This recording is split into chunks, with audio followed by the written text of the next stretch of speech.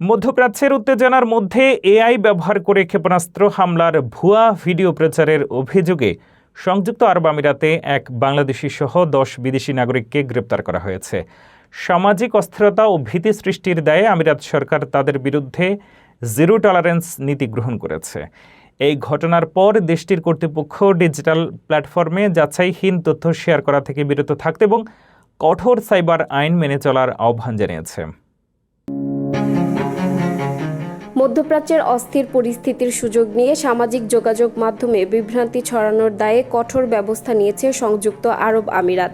AI বা কৃত্রিম বুদ্ধিমত্তা ব্যবহার করে ক্ষেপণাস্ত্র হামলার ভুয়া ভিডিও প্রচারের অভিযোগে এক বাংলাদেশি সহ বিভিন্ন দেশের মোট ১০ জন নাগরিককে গ্রেপ্তার করেছে দেশটির আইন শৃঙ্খলা রক্ষাকারী বাহিনী। আমিরাত নিউজ এজেন্সির তথ্য মতে গ্রেপ্তারকৃতদের মধ্যে মিশর, Philippines, Vietnam, Pakistan, Iran, Cameroon, Nepal এবং ভারতের ২ নাগরিক রয়েছেন। অভিযোগ রয়েছে অভিযুক্তরা এআই প্রযুক্তির মাধ্যমে তৈরি করা ভুয়া হামলার দৃশ্য এবং অন্যান্য দেশের যুদ্ধের ফুটেজকে আমিরাতের ঘটনা হিসেবে চালিয়ে জনমনে আতঙ্ক সৃষ্টির চেষ্টা করছিল। এমনকি শিশুদের আবেগঘন দৃশ্য ব্যবহার করে সামরিক স্থাপনা ধ্বংসের বানোয়াট দাবিও তোলা হয়েছিল।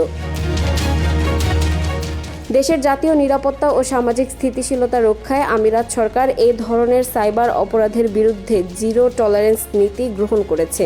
দেশটির attorney general Hamad Al Samsi দ্রুত তদন্ত শেষ করে অভিযুক্তদের জরুরি বিচারের নির্দেশ দিয়েছেন। বর্তমানে তাদের জিজ্ঞাসাবাদ চলছে এবং বিচার প্রক্রিয়া সম্পন্ন না হওয়া পর্যন্ত তারা কারাগারে থাকবেন।